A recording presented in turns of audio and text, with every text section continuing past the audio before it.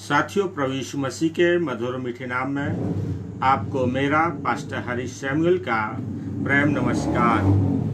जैसा कि आप सब जो मेरे साथ फेसबुक पर ऑनलाइन रहते हैं और जिन्होंने मेरा संदेश या बाइबल अध्ययन सुना है, तो वो जानते हैं कि मैं प्रतिदिन बाइबल के एक अध्याय पर मनन कराता हूँ।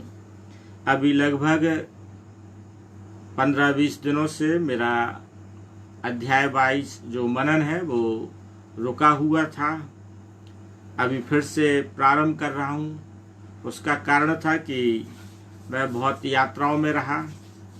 मैं शहडोल में रहता हूँ। शहडोल से चापा में मेरा परिवार रहता है।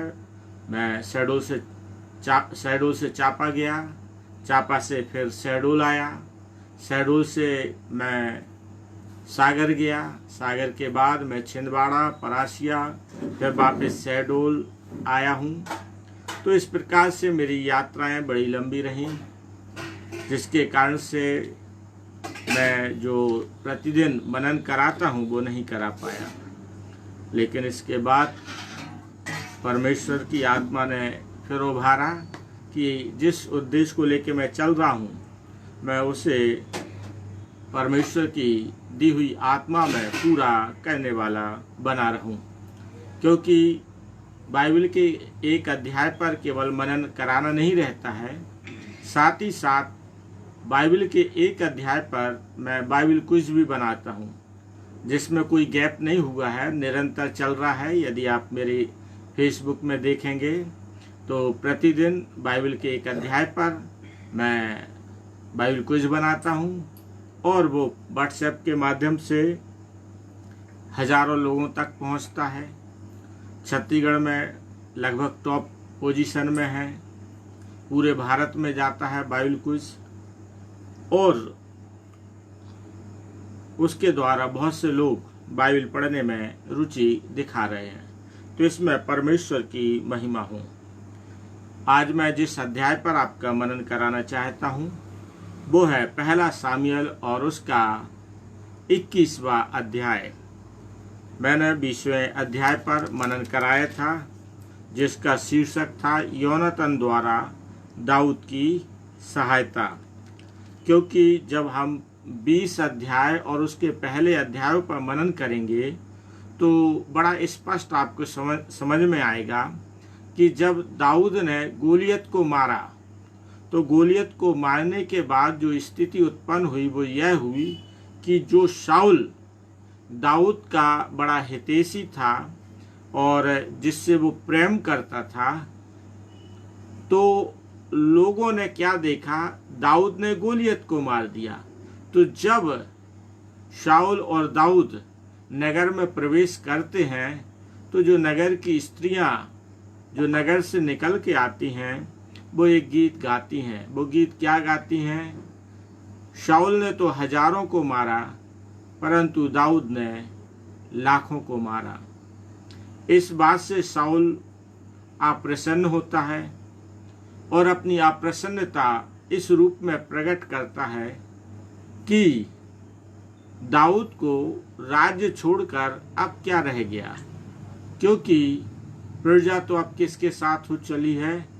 दाऊद के साथ वो चली है। और जिसके कारण से जो शाऊल है वो दाऊद का शत्रु बन गया।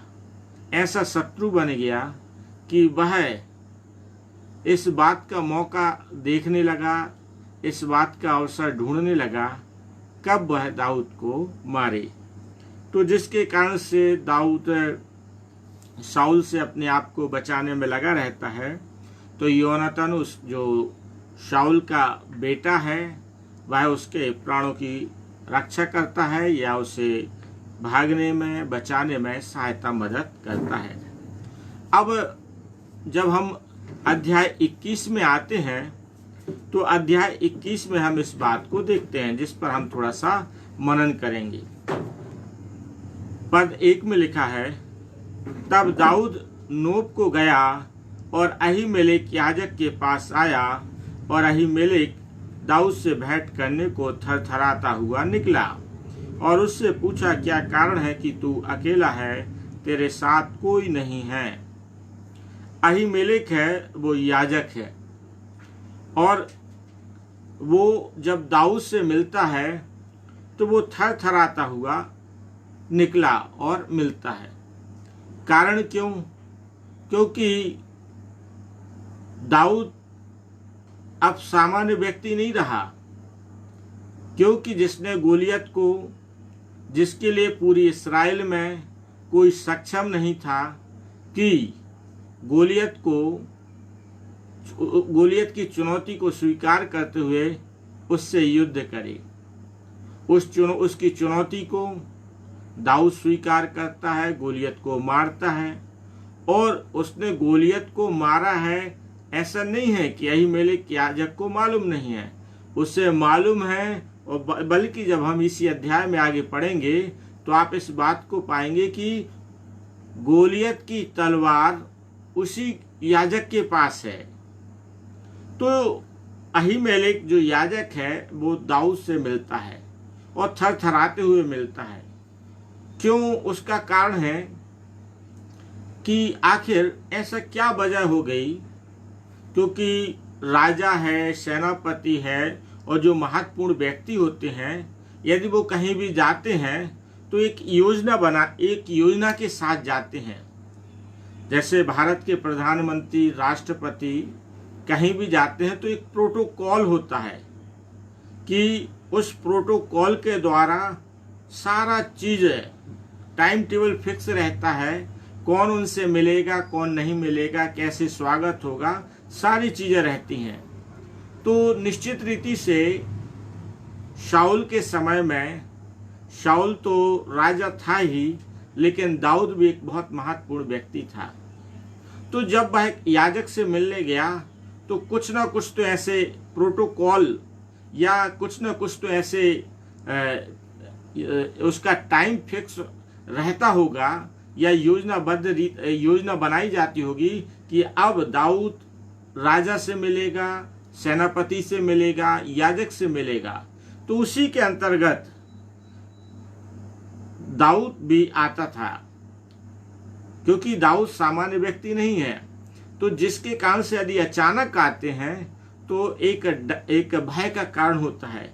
ऐसा तो नहीं कोई बहुत बड़ी आपदा आ गई है, ऐसा तो नहीं कि मेरी कोई बड़ी भारी गलती है जिसके कारण से मुझे नाश करने के लिए आया हो। एक असमंजस की स्थिति थी जिसके कारण से अहीमेलेक डरता है। तो एक असामान्य व्यक्ति का सामान्य व्यक्ति से मिलना एक आश्चर्य का विषय होता है, असमंजस की स्थिति उत्पन्न करती है। वैसे ही यहाँ पर था।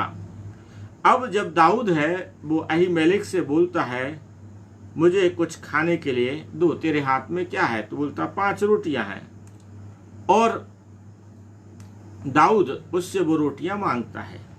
जब वो रोटियां मांगता है तो आप इस बात को पाएंगे, तो जो याजक है वो इस बात को कहता है पद 4 में, याजक ने दाऊद से कहा, मेरे पास साधारण रोटी तो नहीं है, केवल पवित्र रोटी है, इतना हो कि वे जवान स्त्रियों से अलग रहे हों। दाऊद ने याजक को उत्तर देकर उससे कहा, सच है कि हम 3 दिन से स्त्रियों से अलग हैं। अर्थात दाऊद अहीमेलेक से उन रोटियों की मांग कर रहा है जो मंदिर में है, साधारण रोटी नहीं है, और उन रोटियों को लेकर वो खाता है। अब इसी बात को जब हम नए नियम में पढ़ते हैं तो जब प्रभु यीशु मसीह खेतों से होके जा रहा था तो चेले बालियों को तोड़कर मींच के खा रहे थे। तो अन्य लोग थे वो कहने लगते हैं, तेरे चेले तो बिना हाथ धोए रोटी खाते हैं। ये सदूकी फरीसियों का प्रभु यीशु मसीह के उस पर मौका ढूंढते ही रहते थे कि कब प्रभु यीशु मसीह को किस बात में फंसाएं। तो इस बात को वो वहां पर हम घटना को देखते हैं। तब प्रभु यीशु मसीह उत्तर देते हैं कि जिन रोटियों को खाना दाऊद के लिए और उसके साथियों को उचित नहीं था, लेकिन दाऊद और उसके साथियों ने खाया। तो प्रभु यीशु मसीह बोलते, मैं तो दाऊद से, मंदिर से और सब बातों में बड़ा हूं। तो इस प्रकार से हम इस घटना को वहां पर देखते हैं। तो यहाँ पर दाऊद अहीमेलेक से रोटी मांगता है। इसके बाद हम आगे देखते हैं कि दाऊद ने शाऊल के साथ क्या घटना घटी है, इस बात को अहीमेलेक को नहीं बताया है। दाऊद ने क्या किया है, जो भेद है शाऊल और दाऊद के बीच में जो घटनाक्रम चल रहा है उसको नहीं बताया।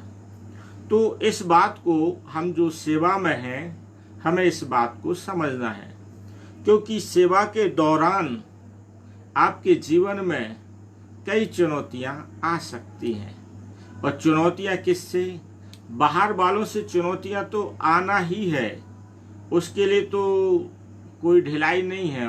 बाहर वाले तो मौका देख ही रहे हैं कि कब आपको, जैसे बाइबल कहती है, जो शैतान है गरजने वाले सिंह के समान में, वो इस खोज में तो बना ही रहता है और अपने लोगों को नियुक्त कर रखा है भिन्न भिन्न दलों के रूप में, भिन्न भिन्न पार्टी के रूप में, भिन्न भिन्न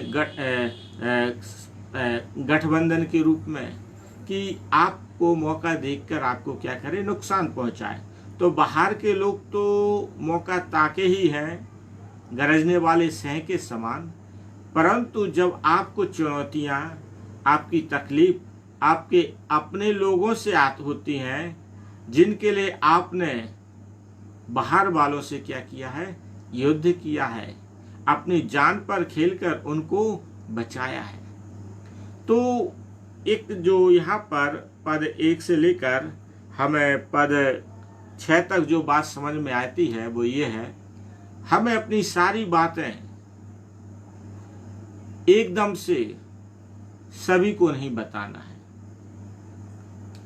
दाऊद, आपको लग सकता है यहाँ पर दाऊद ने झूठ नहीं बोला है, पर दाऊद ने क्या है, कोई चीज बताई नहीं है। और एक उसका कारण है, जो राजकाज होते हैं उनकी जो एक नीतियां होती हैं, जिसे हम बोलते हैं एक देश की दूसरे देश के साथ कूटनीति। जैसे भारत का अमेरिका के साथ, भारत का चाइना के साथ, पाकिस्तान के साथ, ये क्या होती है, राष्ट्र कूटनीतियां होती हैं। उन नीतियों के अंतर्गत सारी चीजें आप देखेंगे तो प्रधानमंत्री, राष्ट्रपति अन्य देशों से मुलाकात करते, सब कुछ करते, पर सारी बातें मीडिया में भी नहीं आती और ना आम पब्लिक को बताई जाती हैं। तो ये तो आज इस चीज का पालन कर रहे हैं या ये चीजें सीखे हैं। बाइबल में तो आज के हजारों साल पहले कैसे कूटनीति बनाई जाती थी वो चीज यहाँ पर बताई गई। तो हम जो सेवा के क्षेत्र में हैं, हमें भी बड़े कूटनीतियों को अपनाने की आवश्यकता होती है। प्रभु यीशु मसीह जब इस संसार में थे, प्रभु यीशु मसीह ने कहा था, तुम्हें सांप के नाई क्या बनना है, चतुर बनना है, कबूतर के नाई भोले बनना है।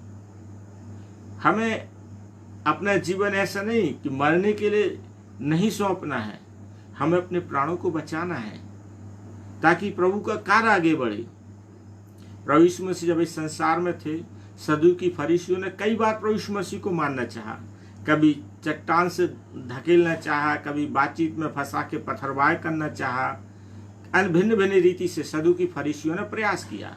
लेकिन प्रभु यीशु मसीह किस प्रकार से भीड़ से निकल जाते थे, किस प्रकार से खतरों से निकल जाते थे।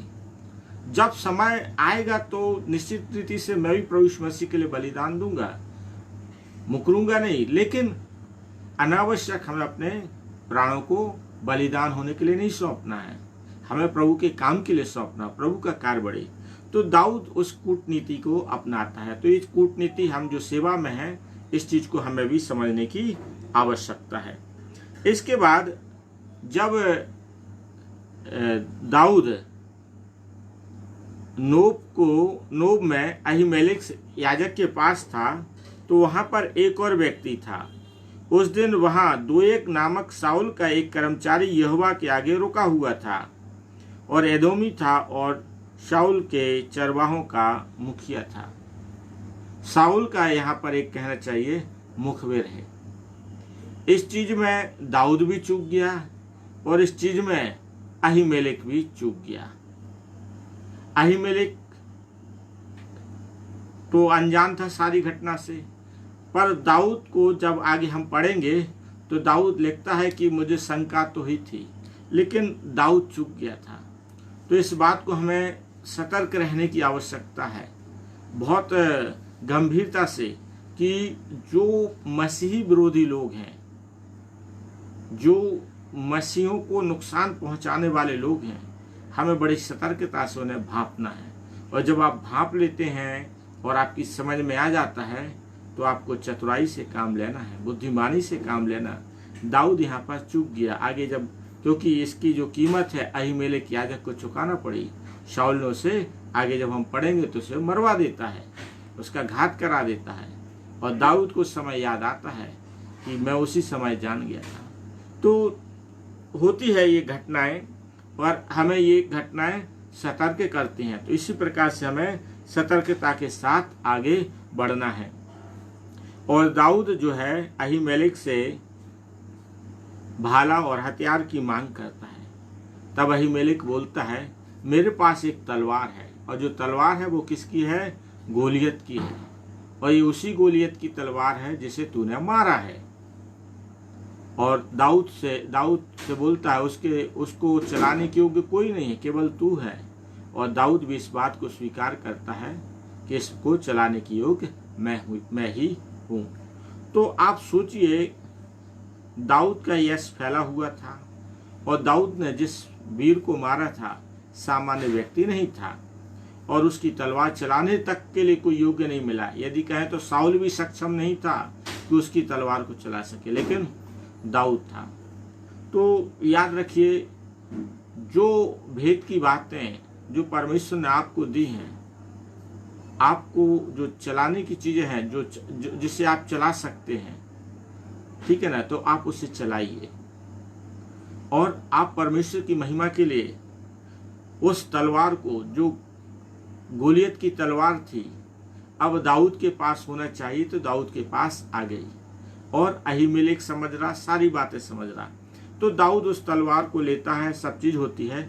इसके बाद जो हमें घटना देखती है, एक अलग घटना देखने को मिलती है। दाऊद वहां से चल देता है, क्योंकि शाऊल उसके पीछे पड़ा था और उसे शाऊल का डर था। और डर के भाग कर कहाँ जाता है? गत के राजा आकीश के पास जाता है। अब ये किसके राजा के पास जाता है? गत के राजा आकीश के पास जाता है। और जो गत है वो किसकी जगह है?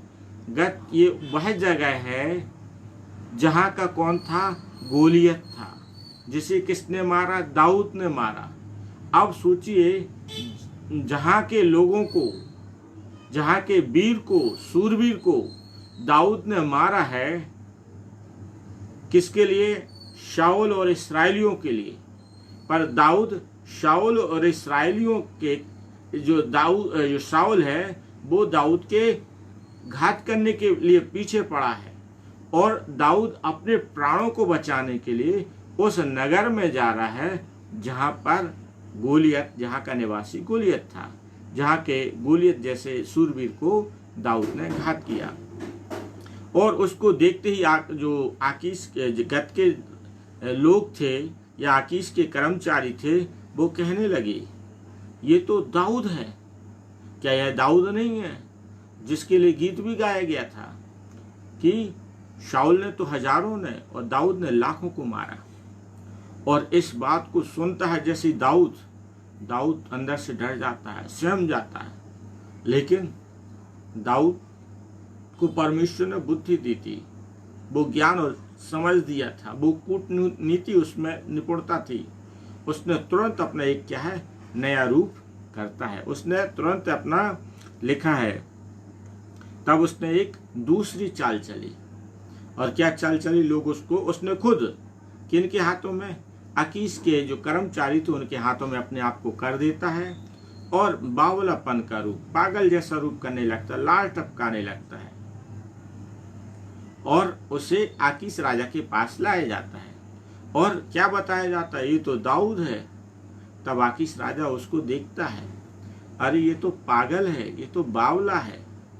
क्योंकि जिस वीर की चर्चा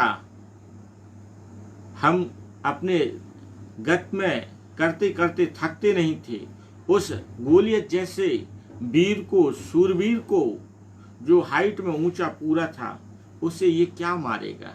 ये तो बावला है, पागल है। अब उसने उनकी बातों पर विश्वास नहीं करता और कहता, क्या बावलों की हमारे पास कमी है? तो प्रियो, दाऊद अपने सेवा अपने जब तक इस पृथ्वी पर रहा, उसने बड़ी बुद्धिमानी के साथ, कूटनीति के साथ उसने अपना जीवन जिया। तो हम जो प्रभु के सेवक हैं, इस बात को हमें समझना है, जिस बात को मैं समझाना चाहता हूँ इस अध्याय के द्वारा, कि आप अपने जीवन को दूसरे के हाथों में ऐसे नहीं सौंप देना कि वो आपके जीवन को घात कर दें, या आपको मार डालें, या आपको नाश कर दें। आपको अपने जीवन को बचा के रखना है, आपको अपने प्राणों की रक्षा करके रखना है। क्यों करना है? क्योंकि प्रभु का आपके जीवन में उद्देश्य ये नहीं है कि आप घात किए जाएं, बल्कि प्रभु ये चाहता है आप बुद्धिमानी के साथ इस संसार में जीवन जिएं और अपना जीवन प्रभु की महिमा के लिए जिएं और परमेश्वर के लिए आत्माओं को बचाने के लिए जिएं। क्योंकि स्वर्ग में जो आनंद है उसका केवल एक ही कारण होता है, जब आत्माएं बचाई जाती हैं। तो दाऊद हमें इस बात को बहुत अच्छी रीति से समझाता है कि हम कूटनीति के साथ चलें, समझौता वाली बात नहीं कर रहा है।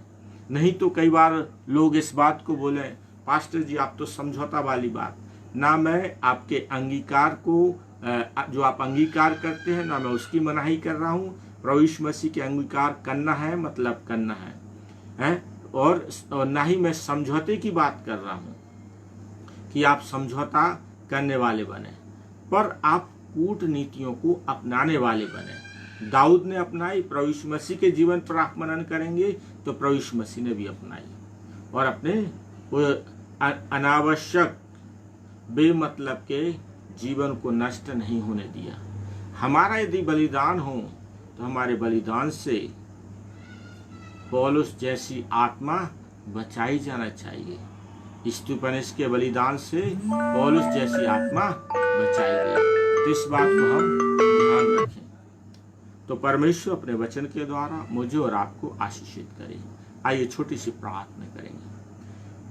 हमारे परम पवित्र सामर्थी परमेश्वर यहोवा, प्रभु यीशु मसीह के नाम से आपके पास आते हैं। हम धन्यवाद देते जीवन की तमाम आशीषों के लिए जो आपने हम सबों को प्रदान की। प्रभु हम प्रार्थना करते हैं जितने लोग वचन को सुनते हैं, सीखते और समझते हैं, सब पर आपकी पवित्र आत्मा बल से उतरे, सामर्थ्य से उतरे और आपकी महिमा में आगे बढ़ते जाएं। हाँ प्रभु, आपने हमारी प्रार्थना को सुना है और आज के वचन के द्वारा हम सबों को आशीषित किया। इसके लिए धन्यवाद देते हुए प्रार्थना प्रभु यीशु मसीह के नाम से मांगते हैं। आमीन, आमीन, आमीन। परमेश्वर आपको आशीषित करे।